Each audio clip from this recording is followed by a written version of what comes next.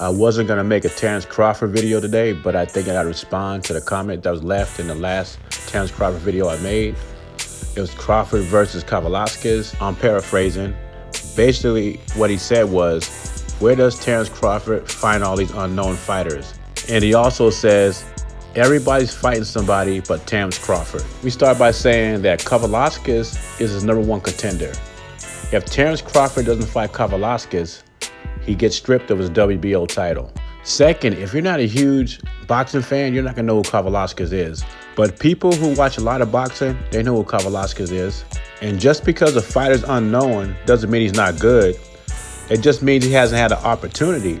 I think Kavaliauskas is a better welterweight than Lamont Peterson and Chris Algieri, which were Errol Spence opponents.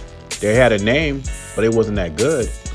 Nobody knew who Carlos Ocampo was until Spence dug him up and fight him. I mean, Carlos Ocampo was a domestic fighter from Mexico. Never fought out the country till he fought Errol Spence. Nobody knew anything about him, and he was the #1 contender. That's not fishy to you? Last time I checked, Jeff Horn beat Pacquiao, so Jeff Horn wasn't an unknown fighter. People know who Jeff Horn was. And everybody knows Amir Khan. I know the next thing you're gonna say he was old. But let's listen to see what Keith Thurman has to say about that. You know what I'm saying? I don't even know if Terrence Crawford can beat Amir Khan. Amir Khan is a better fighter than a lot of his competition. What happened when he fought Amir Khan? Easy win, TKO. He made Amir Khan quit. Now, as far as the PBC fighters, they got the name welterweights, if you want to call it that. They got Danny Garcia, Shawn Porter, Errol Spence, and the one I think is better than all of them is Yordenis Ugas. I think Yordenis Ugas would give Terrence Crawford the toughest fighter out of all of them. Shawn Porter escaped with a victory over him, which a lot of people thought Yordenis Ugas beat him. Now, if Yordenis Ugas would have got a decision, Errol Spence would have avoided him like the plague. When you mean everybody's fighting somebody, you must be talking about the PBC fighters. But Spence wasn't fighting anybody till he fought Shawn Porter. I don't count Mikey Garcia.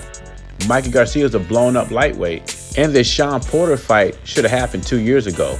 And the reason Keith Thurman fought Pacquiao because he thought Pacquiao was washed up, and that's a good way to get his name out there. What a big surprise that was. Yeah, of course the PBC fighters don't fight each other because they're under the same umbrella, but they won't work with other organizations because they don't have confidence in their fighters. They don't want to take the risk. If Errol Spence is the best welterweight in the world, he should have been in the ring with Terrence Crawford and washed him. Al Heyman and the PBC knows he cannot beat Terrence Crawford. So they are waiting for a weakness. They're waiting Terrence Crawford to slip. And that's why, quote unquote, Terrence Crawford got to fight unknown fighters. Leave your comments below. Jay Beezy. Subscribe to the channel. I'm gone.